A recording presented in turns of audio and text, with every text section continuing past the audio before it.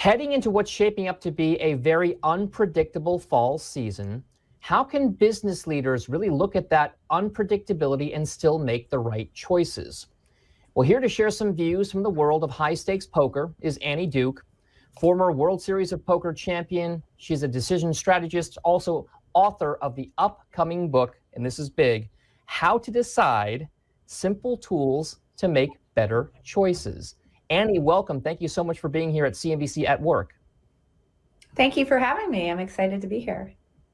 So I'm excited to start asking questions because what I really want to know is the uncertainty. Is it something that I and business leaders should be fearful about? Yeah, so it's actually really interesting because I think that we think that right now, the environment as it relates to uncertainty is really drastically different than it was prior to the pandemic.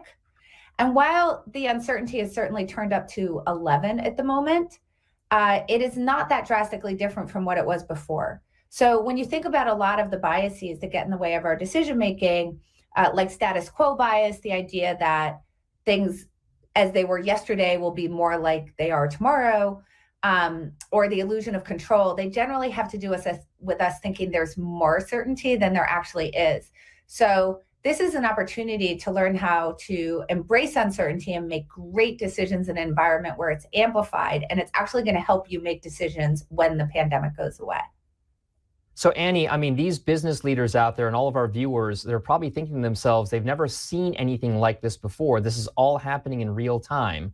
When you're playing competitive poker, when you're trying to make those decisions really quickly, what exactly are the biggest factors that you look at with regard to that decision tree, the yes or the no's? What do I do? What's the thought process that goes through your mind? Yeah, so I think that what you have to realize is that there's always all sorts of different ways that the future can turn out. Now it feels a little more like that than other times, but that's always true. So the number one thing that I would say to people in this environment is don't be afraid of guessing, because there's very little that you can guess about that you actually are truly, literally guessing about. It's usually more that you have some idea, and the more that you can narrow down the possibilities for how the future might turn out, the better off you are. So that's kind of number one, is you have to recognize that you're not going to get the right answer and probably not the wrong answer, that you have to be okay in between. And then the other big thing that you're doing in poker all the time is trying to figure out, as you're sort of testing the environment for trying to figure out, like, what's the other person holding? What is my hand? What are my chances of winning? Realizing that you're dealing with very little information, you actually construct your betting so that you can make small bets that aren't going to have a big impact in the long run on what your outcomes are, in order to get information from your opponents. And you can take that into this kind of environment as well. So you're going to prioritize decisions that are easy to reverse when there seems to be a lot of uncertainty. So the more that you can kind of turn back the clock and get to other options, the better off you are. The other thing is that you're going to want to think about doing a lot of testing, like A/B testing or small tests, where if it doesn't work out, it's not really a big deal to your bottom line, but you've gathered a lot of information when you have to make a bigger decision down the road. So it's fascinating to me because you brought up a number of those points about trying to figure out what the other person's holding, what their hands are, the probabilities of hitting the hand that you want to hit in your mind. What's the mix? I mean, it's obviously a mix of the numbers, the odds and probabilities, the intuition, knowing what other people have, like you said, almost paying to get some of that information. How exactly does that mix? How much should you be relying on your intuition versus those odds and probability numbers? So that's a really interesting question. It depends on what your definition of intuition is. So depending on the definition, the answer would be almost not at all, or it could be quite a bit. If you think that intuition is just making decisions quickly and being willing to do that even when you don't have a lot of information, then you would be using your intuition a lot. But if you're saying intuition in the sense of, I don't really have much of a decision process, I kind of let my gut tell me what to do, then I would say you're almost never using intuition. So even when you have to go fast, you can be thinking about what are the different ways that things might turn out if I choose this option or this option or this option. And you can compare how do I think things might turn out? What do I think the probability of those different things are? And you could sort of figure out what a weighted average is and actually compare different options, even if you're doing it really fast. And then the key is that when you make those fast decisions, to make sure that you're kind of recording those thoughts as much as you can so that you can go back and check in on your fast decision making with a more deliberative process. And that will get your speedier decisions to become more accurate. All right. So knowing all of those things and having all those things in your mind, what do you think the biggest mistakes are that people in the world of business can make with regard to that decision-making process? Where are the pitfalls and how do you avoid them?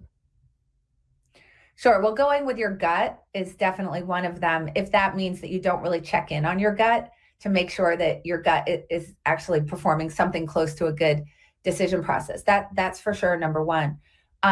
Number two is I think that we don't realize how much we infect other people with our own beliefs. So particularly for people who are in leadership, when you're expressing your opinion in a team setting, your team is going to tend to bend toward your opinion.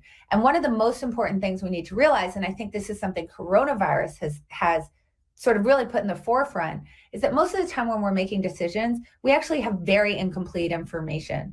And so trying to find out what truly other people think, what their real opinions are, what information they have becomes paramount. And I don't think that we're very good at extracting that information from the people around us and actually taking advantage of the people who are on our team in order to improve our decision process. So that's mistake number two. And then the third mistake that I think is actually really huge is I think that most people think that the purpose of a meeting is for everybody to end up agreeing with each other. And I think we need to shift our frame about that to the purpose of a meeting is actually to expose places where people have different opinions and to inform. And if we can think about that, meetings are not to agree, they're to inform decisions. I think we would all be a lot better off. So the competitive element there is also at play as well. I mean, meetings on the same team involve certain dynamics, but it's also about trying to play the hand you have against the hand that other people are playing on their end as well. So when you look at the competitive element of poker and the competitive element of business, how much of it is about the interpersonal relationships and skills that you bring to the table as opposed to just the cards, so to speak, in your hand? Oh, look, I think that people can get dealt very, very good hands and mess them up. So, I mean, I think about the hand that, IBM had in the early 80s and look at what happened in terms of Apple and Microsoft coming in sort of outplaying them. So I find the interpersonal to be so incredibly huge. Obviously, it's nice to start off with a great hand, but what really matters is how you play it.